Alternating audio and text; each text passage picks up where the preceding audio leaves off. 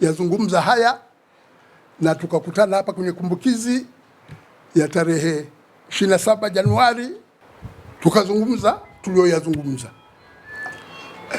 Kumbe tulioyazungumza yamewagusa vibaya wakubwa huko.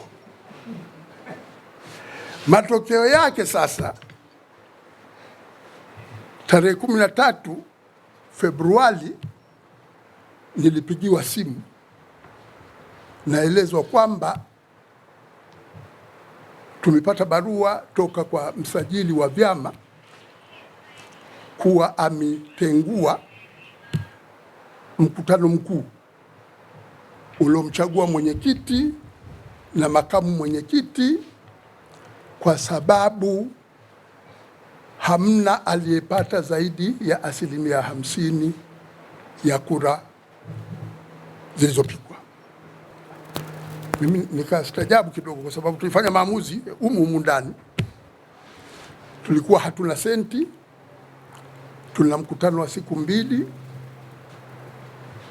kuna wagombea 9 wa mwenyekiti, kuna wagombea 6 nadhani makamu mwenyekiti bara, 5 makamu mwenyekiti Zanzibar. Tukaamua kwa hali tuliokuwa nayo, bora wote tuwapitishe waende kupigiwa kura, zile kanuni zingine tuziweke kando ili tuweze kumaliza mkutano katika siku 2. Hatuna fedha zaidi, hata tukapunguza muda wa kujieleza na muda wa maswali. Sasa naelezwa Mheshimiwa Maftaha alipeleka barua akaeleza kwamba hatukufuata kanuni ya mgombea aliyeshinda aweze kupata 50% ongeza 1. Lakini nistajabu kupata hiyo barua tarehe 13, kwa sababu kwamba kuna mkutano wa baraza la vyama vya siasa unafanyika hoteli ya Nashera Morogoro, na kwamba mwenyekiti, naomba uhudhurie. Sasa mimi sio mjumbe wa kamati ya uongozi wa baraza la vyama, lakini mwenyekiti wa baraza la vyama pamoja na msajili walishauriana, wakanialika mimi pamoja na kualika wajumbe wengine waweze kushiriki huko. Kwa hiyo tarehe 10 mimi nimekwenda Morogoro kwenye kikao cha baraza la vyama. Tunaye msajili, tunaye sisi, tukajadili masuala haya. Tarehe 11 pakawa na semina maalum ya wajibu wa vyama vya siasa katika kutimiza hii sheria ya vyama vya siasa. Nilikuwa na naibu katibu mkuu. Kuna mambo ambayo yanapaswa yakamilishwe ili ukaguzi wa vyama vya siasa ukija kufanyika muwe mshajiandaa ya kutosha. Tarehe 12 palikuwa na kikao cha kamati za baraza la vyama vya siasa. Kwa hiyo tumekaa kwenye kamati, tumezungumza, na baada ya hapo msajili akaita wajumbe wote wa baraza la vyama vya siasa kuweza kuwa na neno la mwisho. Hakuna dalili zozote wala mazungumzo yoyote ya kwamba tumefikia maamuzi ya kutengua uchaguzi wa mwenyekiti na makamu mwenyekiti uliofanyika mwaka 2024 Desemba. Mpaka tarehe 12 jioni nimeondoka Morogoro, nilikuwa na mwenyekiti wa baraza la vyama ambaye pia mambo yote ya mwenyekiti ya msajili wanapata taarifa. Hajanibonyeza hata kidogo kwamba bwana kuna barua inakuja huko, jiandae. Sasa nimerudi Dar es Salaam tarehe 13, naambiwa barua imekuja toka kwa msajili, ametengua nafasi ya mwenyekiti na makamu mwenyekiti kwa sababu hamkupata zaidi ya 50%.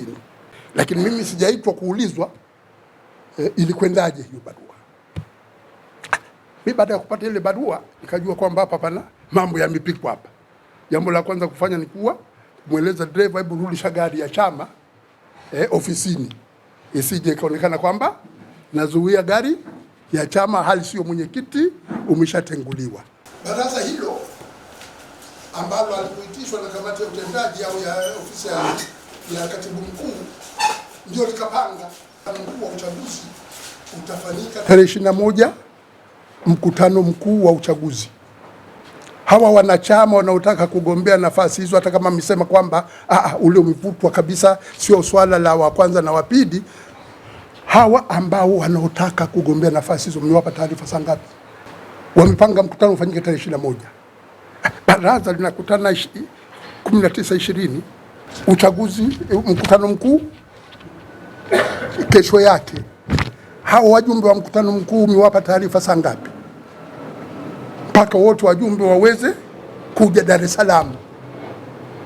Mkutano mkuu kwa kanuni za msajili wa vyama vya siasa, mkutano mkuu ufanyike, unapaswa utoe taarifa ofisi ya msajili wa vyama vya siasa sio chini ya siku 28 kabla ya tarehe ya uchaguzi, au tayari mkutano mkuu ulishapangwa kabla, wakawa wamepewa taarifa kabla hata ya baraza lenyewe kukutana. Sina tatizo na mwenyekiti, sina tatizo na makamu mwenyekiti lakini mkutana hapa, mnachagua katibu mkuu. Nimeambia katibu mkuu mmemchagua Hamad Masudi. Sasa Hamad Masudi mimi sina tatizo naye, ni mtu ambaye tumekuwa naye kwenye chama kwa muda mrefu, lakini Hamad Masudi tumempitisha kuwa mgombea urais wa Zanzibar. Kwenye mkutano mkuu kapata kura nyingi, kawa ndio mgombea wetu wa urais wa Zanzibar. Kuna wajumbe wa baraza kuu la uongozi katika utaratibu wetu wote wa kufanya kujiandaa kufanya mkutano mkuu wa kuteua wagombea. Katika kikao hiki umumu ndani walikuwa wanakwamisha, hawataki tufanye uteuzi, wanakwamisha kikao cha baraza kuu. Tukaamua hawa watakukwamisha, tukawafukuza, msajili kawarudisha. Tulipowafukuza hawa wakawa wameenda wamejiunga na Hamad Masudi, na wakahakikisha kwamba hatukamilishi taratibu za kuteua za kurudisha fomu za mgombea urais wa Zanzibar. Na hili jambo, ndugu zangu wanachama, lilikuwa mbashara. Na hili jambo, ndugu zangu wanachama, lilikuwa mbashara, wanasema Kiswahili, live kwenye television, kwamba unarudisha fomu, unahitaji kurudisha fomu za mikoa 5, wamerudisha za mikoa 4. Vipi? Unaiona kabisa hivi hapa, hatuna majibu. Kwa hiyo tumikosa mgombea wa CUF Zanzibar kwa mara ya kwanza. Hivi kweli, yani katika hali ya kwamba mgombea wetu hakukamilisha taratibu za kurejesha fomu na ana uzoefu wa kutosha, si jambo la kuficha hili. Sasa wewe ndo alafu mseme kwamba hapana tunamrejesha kwa katibu mkuu. Hivi Wazanzibari watawaamini nyie kweli kwamba mnahitaji mnahitaji kweli kulenga sema la kuingia katika uchaguzi na kupambana? Tusioneane haya. Huwezi ukajieleza hili katika kuweza kushindwa kurejesha fomu. Sasa kama unakubali katibu mkuu, labda una agenda nyingine, sio agenda ya kupambana kupata urais Zanzibar, kupata baraza la wawakilishi, kupata wabunge, kupata urais wa Jamhuri ya Muungano wa Tanzania. Hamlioni hili liko wazi?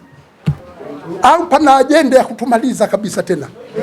Pamoja na mazingira haya magumu, lazima tuweze kujenga chama chetu, na namna ya kuweza kujenga chama chetu tuweze kusimamia tamko la chama la kuweza kupata serikali ya mpito.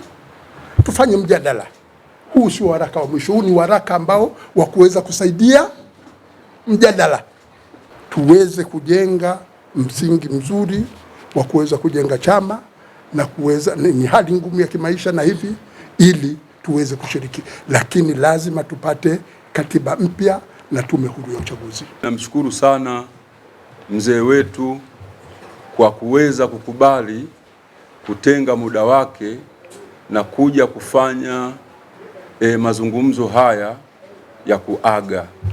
Lilikuwa ni jambo la msingi sana yeye aweze kupata muda wa kuaga, kwa sababu amekitumikia chama kwa muda ambao hatutegemei mwenyekiti mwingine kuwa anaweza akapata hiyo fursa. Ni fursa adimu. Muhimu ni kuombeni wanachama, baada ya kuagana na mwenyekiti hivi sasa turudishe umoja. Familia huwa wanazozana juu ya meza, wanakula pamoja na wanaendelea kuwa wamoja. Tukazozane kwenye meza inayoitwa SUEF ili tuendelee pamoja. Tutafika, kwa sababu haya hayajaanza leo. Migogoro yetu sisi ya kiuongozi sio ya leo, lakini tumekaza roho mpaka tumefika hapa. Ni kwa kukaza roho, lazima tukaze roho. Siasa haitaki moyo mdogo, siasa inataka moyo mgumu, moyo imara wa kupigania taasisi kwa maslahi ya taasisi na maslahi ya Watanzania.